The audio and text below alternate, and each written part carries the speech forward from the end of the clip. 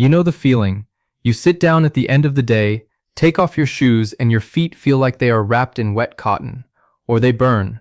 Or they feel as though someone is running a low electrical current through them, and no position you put them in makes it stop. Or the opposite. You press your finger into the sole of your foot and you feel almost nothing, and that absence of sensation scares you more than pain ever could. Over 20 million Americans are living with peripheral neuropathy right now. 20 million people who were told that their nerves are damaged and that there is very little that can be done beyond medication to manage what they feel. I am Dr. Owen Brooks, and I need you to hear what research has confirmed that most clinical appointments never have time to deliver.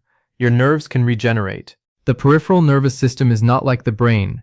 It has a documented biological capacity to regrow damaged fibers, rebuild connections, and restore sensation when given the right conditions. And one of the most powerful tools available to drive that regeneration costs you nothing, requires no equipment, and can be done entirely from the chair you are sitting in right now.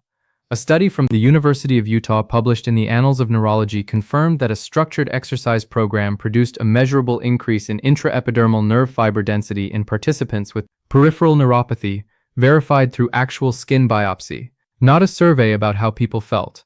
A physical measurement of new nerve fibers growing back into the skin. The exercise group showed significant regeneration. The control group showed none. Today I am going to give you the 8 exercises that drive this process. All of them are gentle enough for any fitness level. All of them can be demonstrated from a chair, or while standing with a chair nearby for support. And every single one of them is targeting a specific mechanism that your nerves need activated to begin the process of repair. Subscribe and hit like right now and stay with me through all 8, because the final 2 are the ones most people have never tried, and the science behind them is extraordinary. Before we get to the exercises, I need you to understand the biology of what is happening in your feet, so that when you do these movements you understand exactly what they are doing at the nerve level and why they work. The peripheral nerves that supply your feet and lower legs are among the longest nerve fibers in your entire body.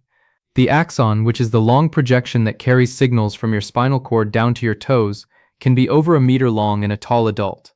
That length makes these fibers uniquely vulnerable. Blood has to travel the same distance to reach the tips of those fibers and deliver oxygen and nutrients. The small blood vessels that run alongside peripheral nerves and supply them are called the vasa nervorum. When circulation in the legs is sluggish, when blood flow through these tiny vessels is reduced, the nerve fibers begin to lose their oxygen supply from the ends inward. The myelin sheath degenerates. Signal transmission fails. You feel burning, numbness, and the absence of normal sensation in exactly the pattern we see in neuropathy. It starts at the toes and moves upward. What exercise does is mechanically force circulation through these vessels. Every time your calf muscle contracts, it acts as a pump, pushing blood upward against gravity and simultaneously drawing fresh oxygenated blood down into the small vessels feeding your nerves. But exercise does something beyond circulation. Physical activity in the legs signals the body to produce brain-derived neurotrophic factor, abbreviated BDNF, and nerve growth factor, abbreviated NGF. These are chemical signals that specifically stimulate axonal regrowth and myelin repair. The research from the 2015 Singleton study confirmed that exercise actually improved the 30-day reinnervation rate in neuropathy patients. That means nerve fibers were not just surviving, they were regrowing. Every movement in this protocol is designed to maximize that biochemical signaling response while remaining safe for anyone with balance limitations, joint pain, or reduced sensation in their feet. Exercise 1 is the seated march, and it is the foundation of everything that follows. You are sitting upright in a firm chair with your feet flat on the floor. You lift your right knee upward as if you are marching in place. Hold the position for 1 full second, then lower it with control, and alternate to the left knee. That is 1 repetition. You complete 30 repetitions on each side at a deliberate, controlled pace. What stock footage of this exercise looks like is a senior seated in a kitchen or living room chair, back straight, alternately lifting each knee in a smooth rhythmic motion, hands resting lightly on the thighs. This movement activates the hip flexors, the quadriceps, and critically the muscles of the lower leg that pump blood through the vasa nervorum. The rhythmic alternating nature of the movement also engages spinal cord pathways called central pattern generators that are directly connected to the neural circuits controlling leg sensation. Starting every session with the seated march warms the peripheral circulation before the more specific nerve-targeted movements begin. Exercise 2 is the ankle circle. Still seated with your feet lifted slightly off the floor, you rotate your right foot slowly in a full circle clockwise 10 times, then 10 times counterclockwise. Then switch to the left foot and repeat. The movement should be large, deliberate, and include the full range of ankle motion. What stock footage shows is a senior sitting with one foot raised slightly, rotating the foot smoothly in large, slow circles while relaxed in a chair. The ankle joint contains mechanoreceptors, specialized sensory nerve endings embedded in the joint capsule and surrounding ligaments that detect joint position and movement. These mechanoreceptors connect directly into the peripheral sensory nerves that are compromised in neuropathy. Stimulating them with circular movement sends repetitive activation signals up the sensory pathway. Research on proprioceptive rehabilitation has demonstrated that joint movement exercises like ankle circles increase the firing rate and sensitivity of these sensory receptors even in nerves that have lost their normal conduction velocity. You are essentially sending repeated reactivation signals up a damaged pathway, and with enough repetition that pathway begins to reopen. Exercise 3 is the heel-to-toe rock. This one requires you to stand behind your chair with both hands resting lightly on the back for support. You shift your weight forward onto the balls of your feet and hold for 3 seconds. Then shift backwards so your weight is on your heels and your toes lift off the floor, and hold for 3 seconds. That is 1 repetition. Complete 15 repetitions slowly. What stock footage shows is an older adult standing behind a chair in a kitchen or therapy setting, smoothly rocking from heels to toes and back, hands resting on the chair back for light support, eyes looking forward.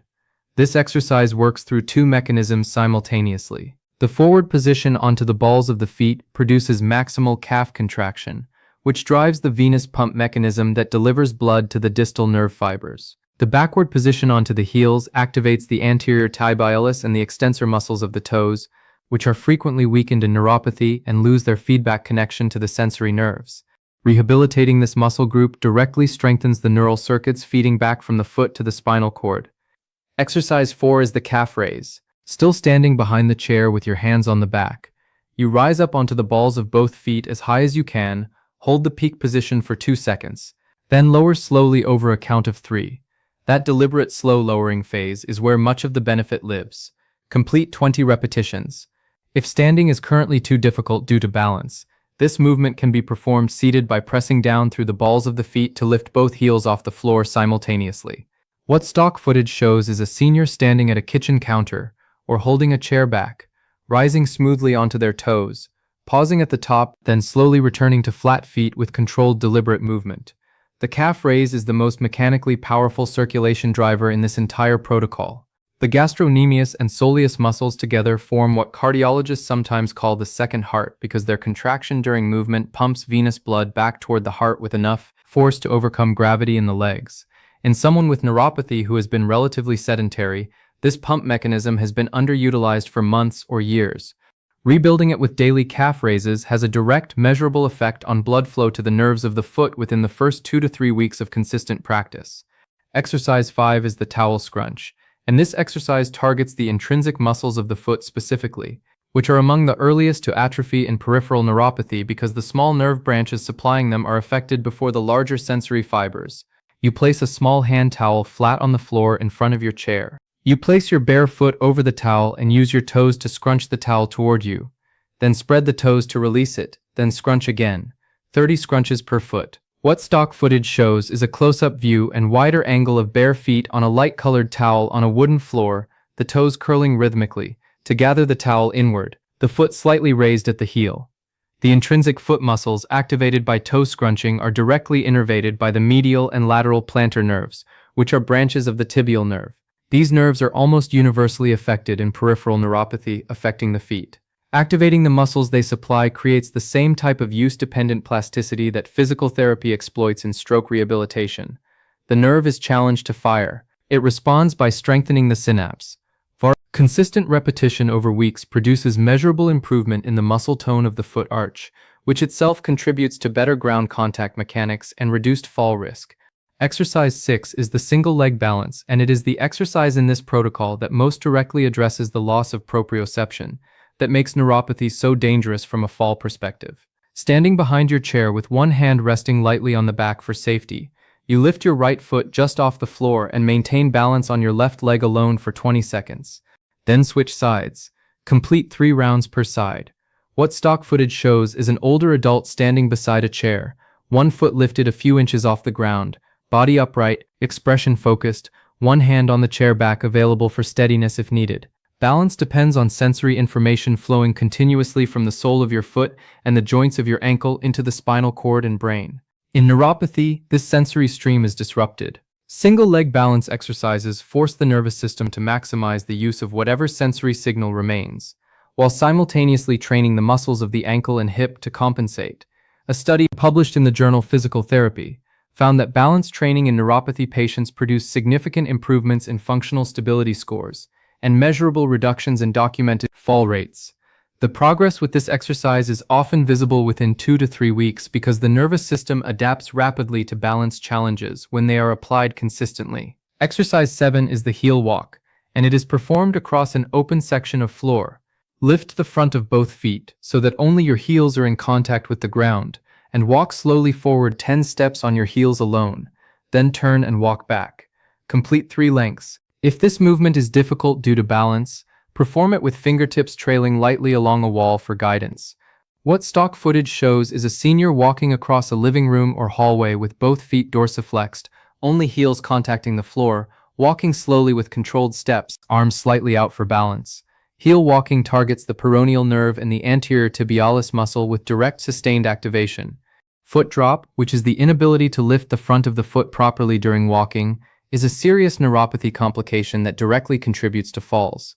Heel walking is the most targeted exercise for the neural pathway responsible for preventing foot drop. It also activates sensory fibers along the top of the foot and shin that are frequently less damaged than those on the sole, providing a route for sensory nerve stimulation that bypasses the most compromised fibers and reinforces the intact ones.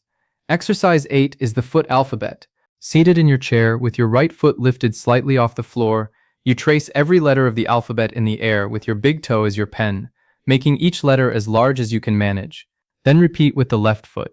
What stock footage shows is a close-up and medium shot of a senior seated comfortably, foot elevated, the ankle and toes moving through varied directions and ranges as if writing in the air. The alphabet exercise moves your ankle through a far greater variety of joint angles and movement patterns than any of the previous exercises. Every direction of movement activates a different combination of mechanoreceptors in the ankle joint and a different set of small sensory nerve fibers in the foot. This variety is critical. Peripheral nerve regeneration requires varied sensory stimulation across multiple nerve fiber subtypes simultaneously. Performing the alphabet generates that variety in a single efficient exercise that requires absolutely no equipment, no space, and no physical capability beyond the ability to sit. Here is your 15-minute daily protocol, using these 8 exercises. Begin every session with the seated march, 30 repetitions per leg, which takes approximately 3 minutes and serves as your warm-up and circulation primer. Move directly to ankle circles, 10 in each direction per foot, which takes approximately 2 minutes. Then complete heel-to-toe rocks, 15 repetitions, 2 minutes. Calf raises, 20 repetitions, 2 minutes.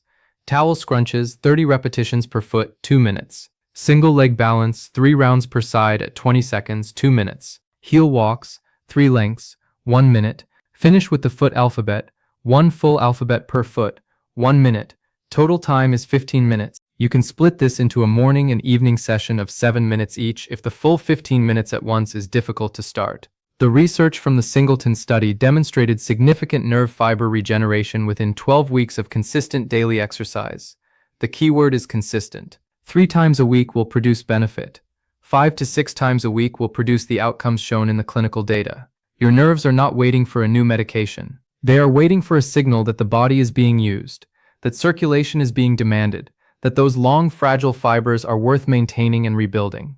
Give them that signal every single day. Subscribe to Dr. Owen Brooks. Hit like and share this with someone who has been living with neuropathy and told there is nothing to be done. There is something to be done. You are looking at it right now.